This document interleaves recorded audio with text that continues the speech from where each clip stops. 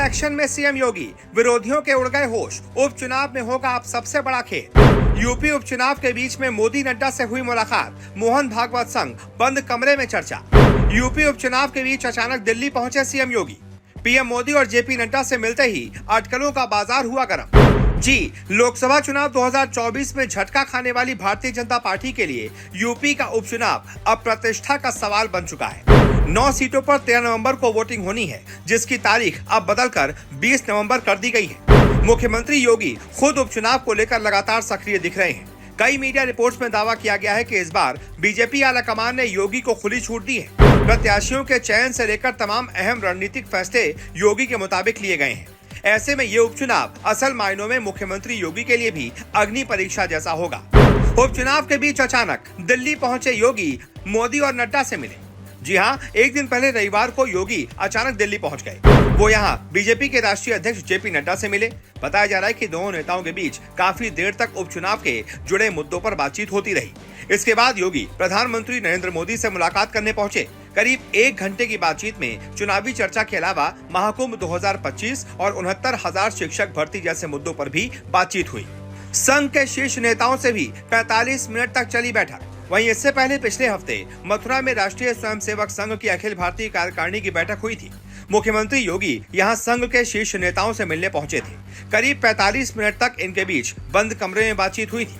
हरियाणा विधानसभा चुनावों में अहम भूमिका निभाने वाले संघ ने यूपी उपचुनावों को लेकर भी योगी को कई सारे सुझाव दिए।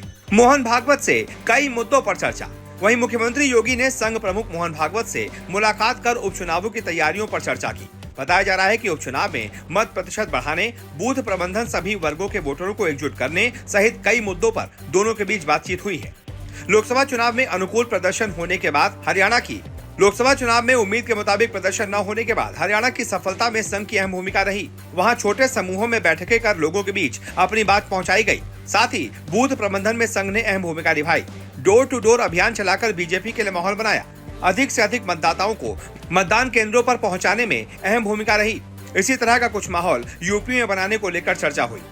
करहल, सीसामऊ, कुंदरकी, गाजियाबाद, फूलपुर, मझुआ, कटेहरी, खैर और मीरापुर में 20 नवंबर को उपचुनाव होना है। अयोध्या की मिल्कीपुर सीट पर भी उपचुनाव होगा, लेकिन अभी उसकी डेट घोषित नहीं हुई है। इन 10 सीटों में 5 पर समाजवादी पार्टी का कब्जा था। 3 बीजेपी के पास थी, 1 निषाद पार्टी के पास थी और 1 आरएलडी के पास थी।